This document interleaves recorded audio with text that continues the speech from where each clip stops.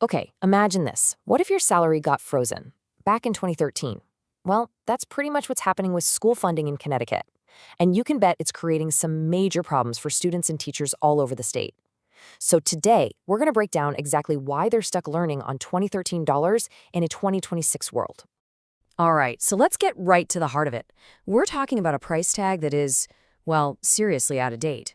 Here's the number that started it all, $11,525. You see, since way back in 2013, Connecticut's school funding formula has used this base amount for every single student. For more than a decade now, that's been the foundation. But that really is the million-dollar question, isn't it? Or, I guess in this case, the $11,000 question? I mean, just think about it. How much is the cost of, well, everything gone up since 2013? We're talking books, electricity, teacher salaries, you name it. That fixed number just doesn't stretch nearly as far today. And wow, this chart really puts that gap into perspective. So on the left, you've got that original funding from 2013. But look at the bar on the right. That shows what the amount should be by 2026 just to keep up with inflation, $16,200. That is a funding gap of almost $5,000 for every single student. Just let that sink in for a second. This one sentence from the source material really captures the entire problem. Our students are learning on $2013 in 2026. It's a funding formula literally frozen in time, while the world and all its costs kept right on moving. So you might be wondering, who's the one sounding the alarm on this massive funding gap?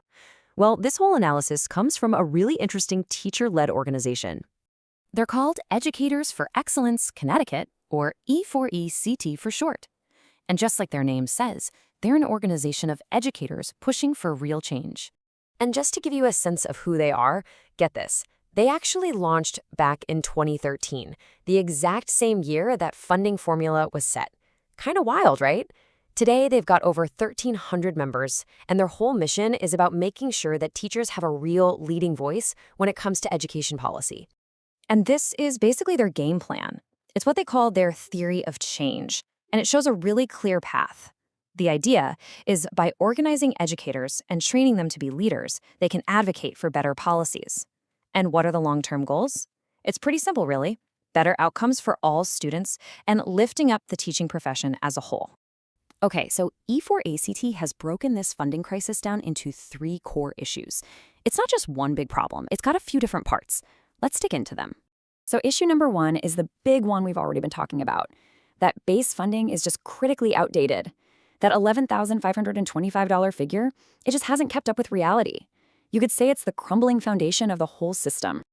Next up, issue number 2. Special education is being seriously underfunded. See, the state has these specific grants designed to support students with special needs. But here's the kicker. Those grants aren't being fully funded like the law says they should be.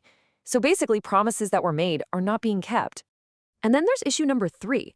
The way the state funds its specialized schools, like magnet schools or VOAG programs, it's actually pitting schools against each other.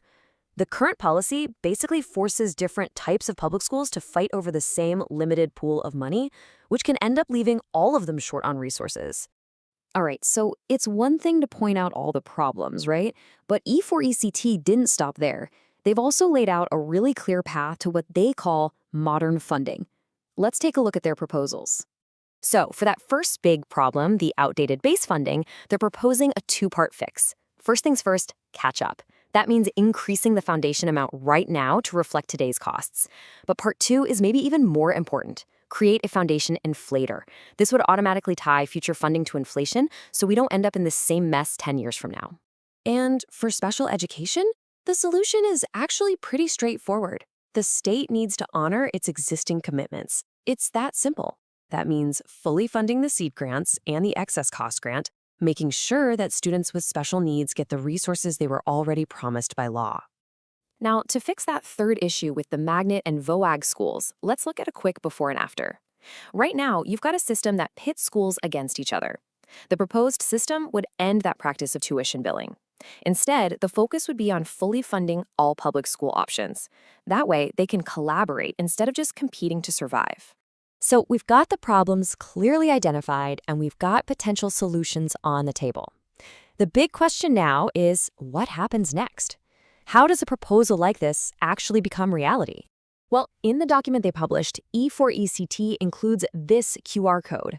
Its purpose is to provide a way for individuals to get in touch with their legislators and voice their views on modernizing and fully funding Connecticut's school system. And this quote from their report really brings it all home, I think. All students deserve access to effective and diverse teachers. You see, it's all about making sure districts have the funds they need to attract and keep great teachers. At the end of the day, equitable funding is the foundation for pretty much everything else. You know, this whole situation in Connecticut really leaves us with a much bigger question, one that applies just about everywhere. How can we design funding systems that can actually adapt to a constantly changing economy? It's not about a one-time fix. It's about building systems that are resilient, that are fair, and that can evolve with the times, so our students are never, ever left learning in the past.